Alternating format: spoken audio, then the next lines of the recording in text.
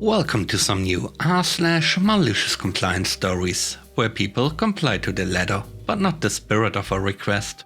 I hope you had a great day. The first story is called Keep It Clean. Back about 8 to 10 years, I was in an automation and controls position within the maintenance department.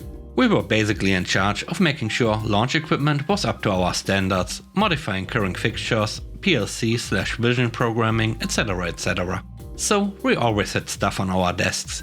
Parts, pieces, and yes, even some junk. One day, upper management comes through and completely eviscerates the entire maintenance department for how it looks. Now, keep in mind that this maintenance area looks better than 90% of the places I've been through, and I've seen a lot. The other part is that yes, we have junk sitting around, but it's because you don't just throw a 12k pound fixture up on a table. We kept as clean as possible, is what I'm saying. Our group had a separate weekly meeting with the manager outside of the normal maintenance meeting. This week we could tell the big guy was uncomfortable. There are 4 of us in my group. I and Tim are considered the 2 heads of the team. He admittedly is a better PLC programmer, but I'm a trained machinist too, so we could do some pretty cool stuff. Anyway, the boss starts out by bringing up the audit, how terrible we did and what management thinks we need to do better. The same speech we got at the full maintenance meeting. He then specifically singles Tim and me out, or I suppose management did. He proceeds to tell us that our desks need to have nothing more than our personal property, laptops, in repair items, items we need to research, and new items that are part of a project that has a work order. We were actually told management was so upset we need to double our 5S score by next month or it may affect our raise. He ends up by saying, "I bet you don't know what half the junk on your desk is." I do. And if you don't, no one else does. You need to get rid of every last thing on your desk that is not part of a project you are working on. Everything up there should have a work order. Understood. We wiped everything. Test boards, HMIs, servos, drives, one-off details, everything. Most of the stuff we would fix in our spare time while we were bored. Also, keep in mind, launch engineers are constantly dropping things on our desks so we can try it out. So, Monday, everyone can tell we are irked. Still did our job, but if you won't buy the book, you got it. The next morning, Tim comes in, and there's a brand new key and safety scanner sitting on his desk. He looks at his computer and then asks me, "You doing a safety scanner?" It's nothing I knew of, so I say no. He chucks it in the trash. No work order, no idea what it is. They said it goes. I followed suit and we did that with everything we didn't know about for about a week before the first question hits from the engineers. "Did you get a chance to mess with the scanner?" "Scanner?" "The safety scanner I set on your desk." "Oh, hey, I figured out the scanner." "Yeah, sorry, but it went in the trash. Management said we can't keep anything that doesn't have a work order, and I didn't know anything about it. I don't know exactly how things went down from there. We were rewarded with private project cabinets so our desk could stay clean. Engineers never once dropped anything off without us knowing again. My boss quit talking to us for 6 months. It really seems like an overall win." The next story is called Advertisement vs. HOA. It's 2018-ish. We are living in this little 2-story in a subdivision in upstate South Carolina, which my parents still own. My family just had a full run of renovations done on the house. Kitchen remodeled, new floors, wallpaper removed, new paint on the walls, etc. The folks who painted did an especially good job, and since they were a small local business, they wanted to know if they could put a little sign in our yard for a few days as an advertisement. Those little plastic type yard signs, nothing big or fancy. My dad was happy to oblige and showed them where to put it to avoid the sprinkler system. Everything's great. 2 days later, a letter arrives in our mailbox. It's from the HOA. According to the bylaws, no signage can be placed in our yard for more than 24 hours. We hadn't been planning to leave it up more than a few days, maybe a week at the most, but to be told that supporting a small business was an eyesore came well out of left field. This is the part where I tell you that my father, despite being a very considerate and respectful man, has something of a problem with authority. Especially when that authority is arbitrarily telling him what to do on his own property. The first thing he does is pull out his copy of the neighborhood bylaws. He and my mother both looked over it. Lo and behold, the quoted passage does indeed state that no signage or similar mode of advertisement is to be displayed in a yard for more than 24 hours. Not one to go down quietly, my father took to combing through the applicable section, looking for any loophole he could find. and he found it in the word yard. 2 or 3 days after that, one of the ladies who worked for the HOA came down to our house to personally ask us to remove the sign. She and my dad stepped out on the front porch and must have been out there for nearly half an hour. I don't think I heard him say anything other than the occasional or yes ma'am until the very end. See, the sign was no longer in our yard, it was in the flower bed. Other parts of the bylaws, even in the cited section, distinguish the flower bed as separate from the yard. And since this particular clause mentioned the yard alone, the flower bed must have been fair game. And he told this, honestly quite nice woman as much, without so much as knitting his brows or raising his voice. The sign stayed in our flower bed, perhaps out of spite, for nearly another month before we finally took it down. The third story is called Mileage Rules. Many years ago, my husband worked for an IT contracting company that managed a statewide power company's IT hardware and software.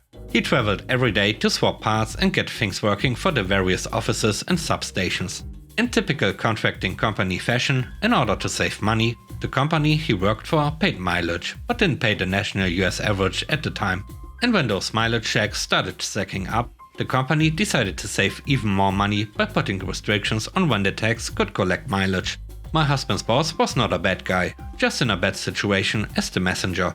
He told all the techs that they couldn't collect mileage from their home office to their first stop and from their last stop to home. This could potentially cut hundreds of miles from everyone's week and paycheck. This company had a central hub for parts that was 20 miles away. The techs were expected to pick up their parts from the hub, or have the parts sent to a shipping hub so they could pick them up and go to their calls for the day. The boss never said that they had to start at the central hub, just that they couldn't claim miles from home to the first work stop.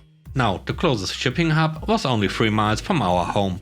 My husband started having all of his parts sent to that hub and made that his first stop of the day to pick up parts and the last stop of the day to check for any extra parts for the next day.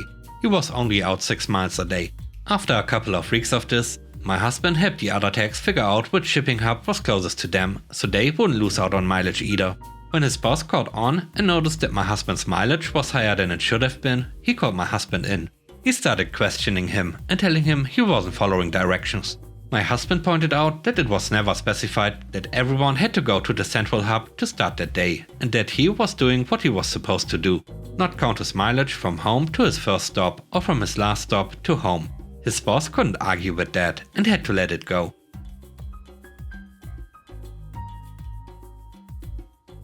The last story is called Not at the Desk. About 15 years ago, I worked in a large hospital for kids in the maintenance department. Our manager, let's call her Karen, was a major jerk. No one on our team liked her, and we outwardly showed no respect for her after her constant harassment towards us during the 2 years she worked there. She would call us on the maintenance radios and be rude, or tell the guys they were being incompetent. It was beyond micromanagement, but also rude on top of it. She expected maintenance guys to come to do work at her house for free, or would tell some of the hospital vendors she would guarantee the hospital contract if they did work at her house for cheap. She used to brag about this to me. Karen and I were the only women in our department of about 25 people. I was a mouthy 20-something-year-old and didn't care for her attitude and regularly would say, yeah, sure, whatever, when she asked me to do things. I would do what she asked because it was my job, but I would have made a non-committal remark like that. One time she asked me to come to her house and help her pull down dead trees in her backyard since she was having a pool instead. I said no, mainly cause I wouldn't do it for someone I like, let alone her. Pretty soon after, she started treating me even worse than she did before. She had been trying to get me in trouble since then, such as CCing her buddy in HR on emails to me, asking for status on projects that I was working on and wanting my replies in writing. Fast forward 6 months later. One of the maintenance guys and I were chatting in the office, and I was 5 months pregnant with my first baby. She asked me to do something, I don't remember what, and I said, yeah, whatever, sure, I'll do that in a few minutes.